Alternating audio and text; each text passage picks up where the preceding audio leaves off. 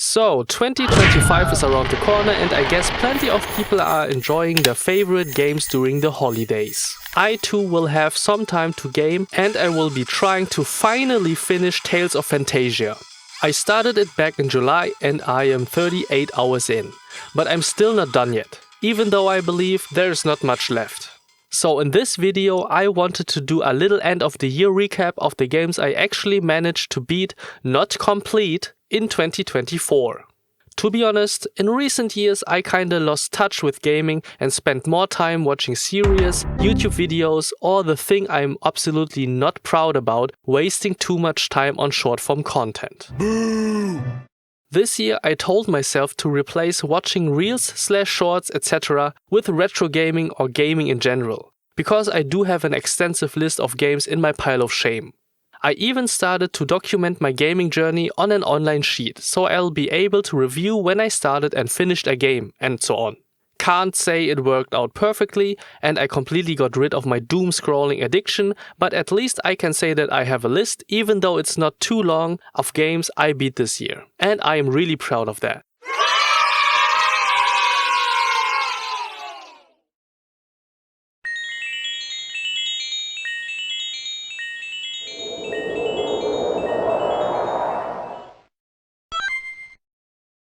So this is not going to be an in-depth review of every single title, but a summary of the games and my impressions on them.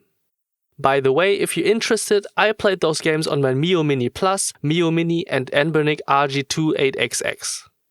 Super Mario RPG. Okay, so first things first. I actually started this game back in September 2023. When the remake for the Switch was announced, I was thinking, why not play this game before the remake gets released? I was too naive to believe I would be able to finish it in time. It took me until February 2024 to finish that game. Well, as you can see, the gaps between my gaming sessions can be very long. But my gaming habits aside, overall I have to say that I really enjoyed the game. The art style looked super cool and unique. The untypical Mario approach of the game is really refreshing, and also the humor in this game is quite charming and even quite mature if I remember correctly. For example, relatively early in the game there is a scene in which a kid says Mario will need all the help he can get, and then Mario tries to punch that child in the face, only to have Geno stop him. When I saw that I thought I wasn't believing my eyes, but I find that so hilarious. The semi-active battle system is great, because I usually am not the greatest fan of turn-based RPGs, except if it's Pokemon. But in Super Mario RPG, you still have this quick-time event mechanic that makes the combat a little bit more exciting.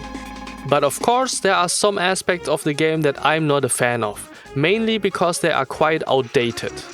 Even though I like the QTE combat system, which became a staple in Mario RPGs, I dislike that you weren't able to fast forward or skip the fighting animations. When you had a group of opponents, like 3, 4 or more, it would take long, until everyone has finished their move and you're able to do your turn again. Luckily, I was able to solve this with the fast forward function of my Mio Mini Plus. Then, in my opinion, some of the weakest points were some of the non-RPG elements of the game. Since the game has an isometric viewing angle, you oftentimes will need to go diagonally. My issue was that there were some platformer passages which you had to get through, but those turned out quite hard due to the isometric view. Also, I'm not too big on puzzles, I have to say. These puzzles in Super Mario RPG are more on the gimmicky side, I would say. Like this memorization game and this 3D maze, in which you go inside but you can only see the outside. Those were the moments in which I pulled up a guide. But overall, I had a lot of fun with the game. But if I was asked whether or not it's still worth playing today, I'd mostly say yes. But if you're more of a modern gamer, I rather recommend the remake on the Switch. Even though I have not played the Switch remake, I'd assume it has some quality of life improvements over the original. Mystic Quest. Mystic Quest or Final Fantasy Adventure for some regions was really surprising for me. I knew it had to be good, because I'm familiar with the Mana series. I already played and beat Secret of Mana years ago, not when I was a child, but later on. So I knew I could expect something at least good. Even though I was expecting something good, I didn't expect the Game Boy experience to be so great.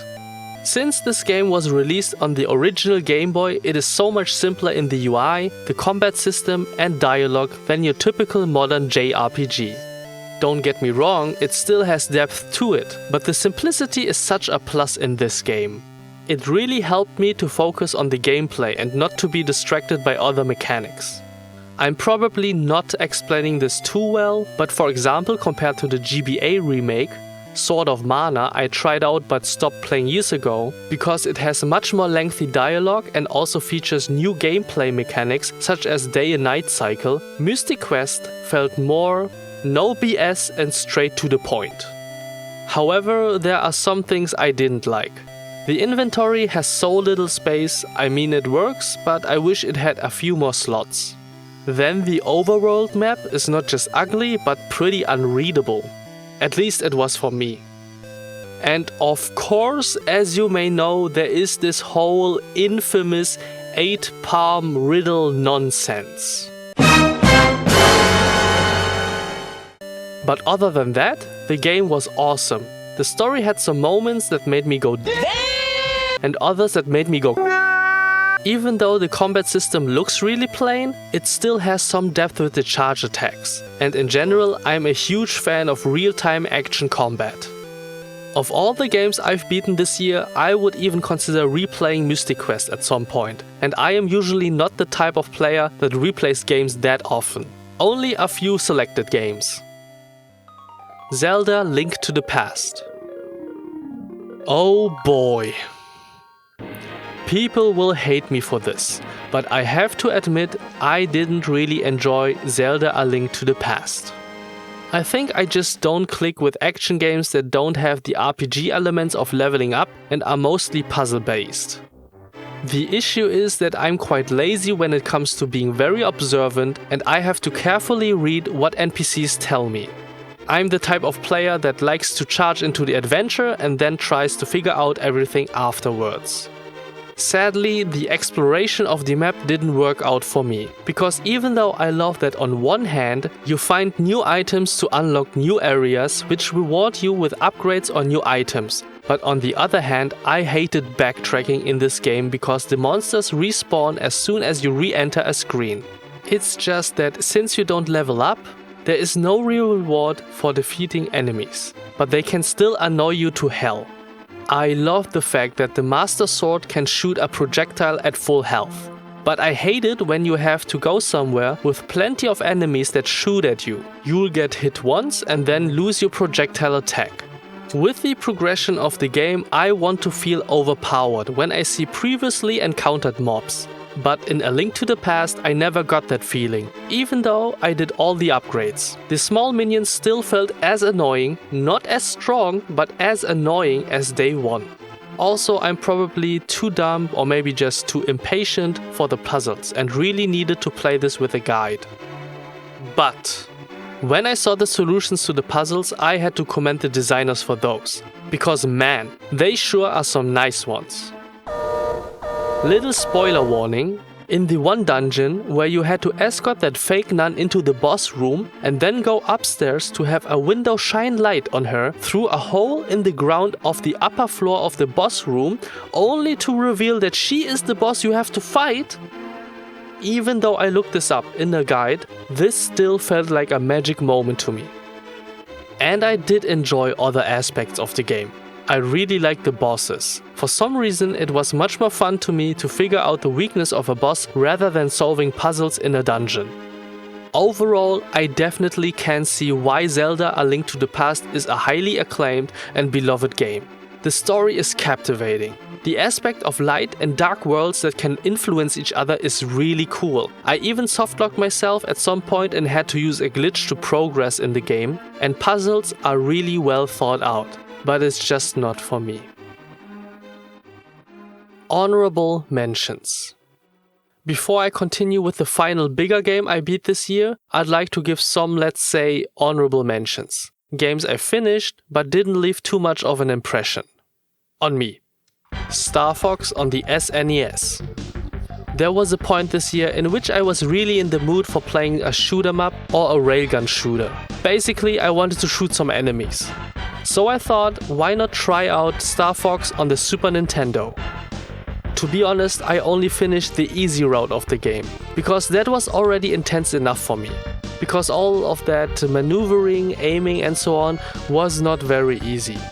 For now, the easy route was enough for me, but at some point I might look into other titles of this franchise. Bomberman Max Blue Champion. In search of a game I can play in quick bursts while commuting, I found this Bomberman game for the Game Boy Color. It was a nice take on the Bomberman franchise in which you have these small missions to complete, like defeat all enemies, find the exit, free the creatures, etc. And yeah, it's a Bomberman game and I enjoyed it. Kirby and the Amazing Mirror.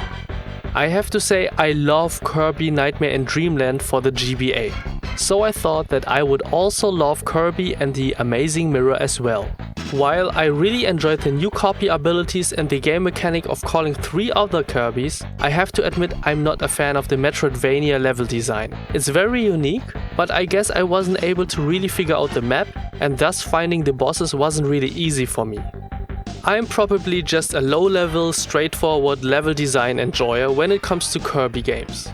Another point that kinda disappointed me was the final boss. It was very much a recycled version of Nightmare from the previous GBA Kirby title.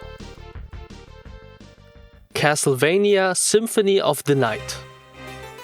Okay, even though I didn't enjoy the Metroidvania aspect in Kirby and the Amazing Mirror, I totally love the exploration, backtracking and discovering aspect in this milestone of gaming history, Castlevania Symphony of the Night. I never played any of the Castlevania games before, but of course if you know anything about video game pop culture, you at least know that the game is about defeating Dracula. You might even know the infamous English dub of this dialogue scene.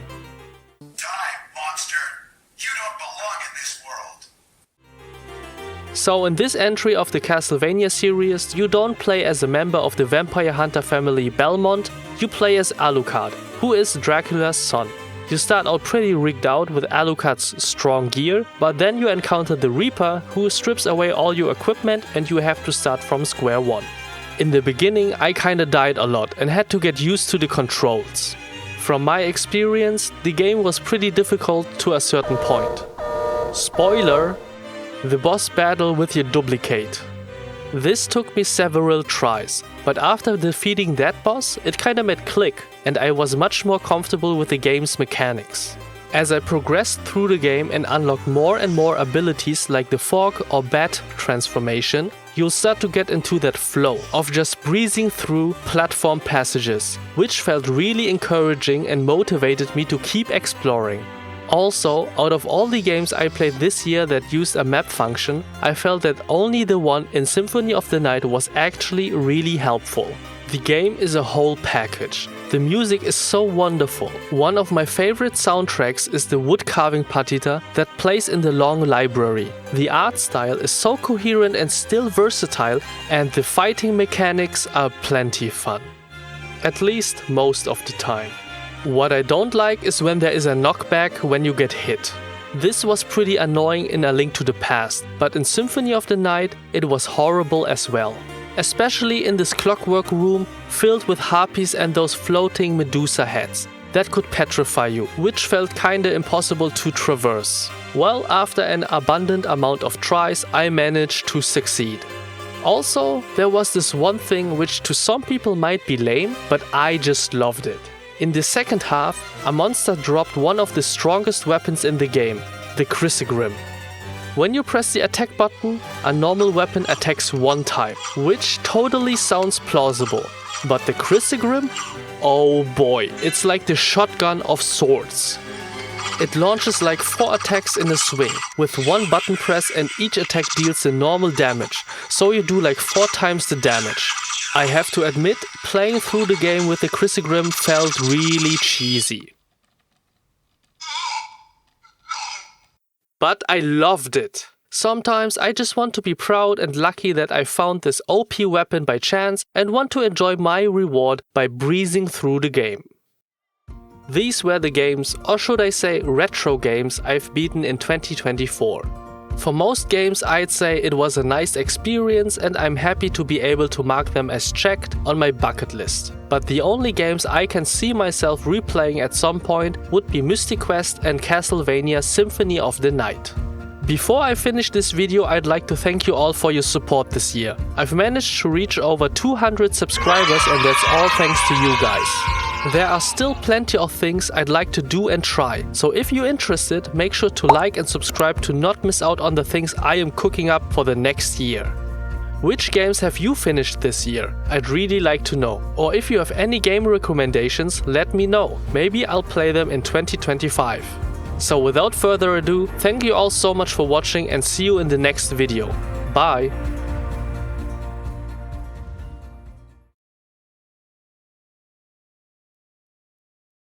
Dracula, in the name of my mother, I will defeat you again!